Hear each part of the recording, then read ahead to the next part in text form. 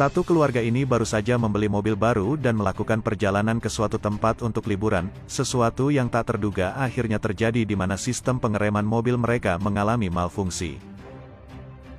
Beberapa saat kemudian Tony mulai menyadari ada yang salah dengan mobil barunya, dia mengecek apakah ada yang salah atau tidak dari mobilnya, dia menginjak pedal rem dan mobilnya tidak bisa diperlambat. Sistem mobil tersebut mengalami malfungsi secara total dan melumpuhkan semuanya. Dia melihat ke monitor Mia kecepatannya tertahan di 130 km per jam. Dia mencoba menonaktifkan sistem itu dan tidak terjadi apa-apa.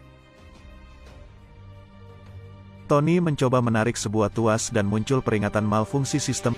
Kecepatan mobil mereka naik menjadi 140 km per jam di monitor.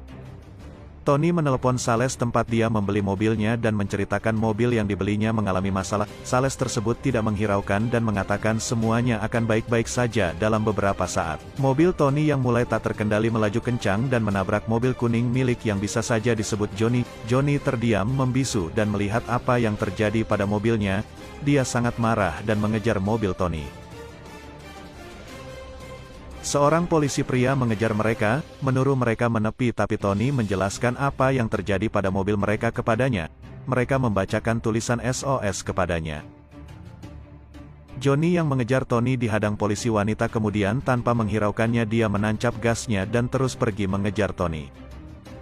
Tony mengecek monitor mobil dan kecepatan mereka sudah di angka 160 km per jam. Polisi itu kemudian melaju ke depan mereka untuk melakukan pengawalan agar mobil di depan mereka tidak menghadang mobil Tony.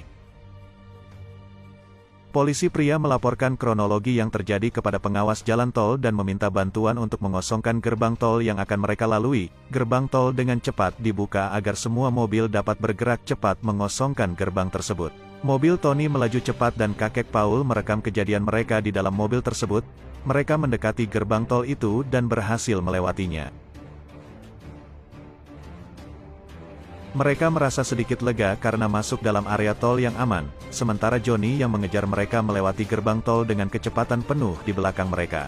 Tiba-tiba mobil mengeluarkan air sabun di kaca depan dan mengganggu penglihatan. Kakek Paul keluar dan berhasil membersihkan kaca depan mereka hingga hampir saja terjatuh dari mobil.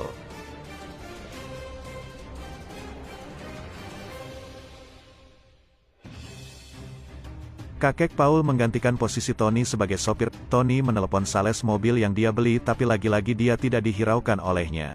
Tak lama kemudian Johnny digigit seekor lebah dan menabrak mobil yang mengantri untuk keluar tol di belokan.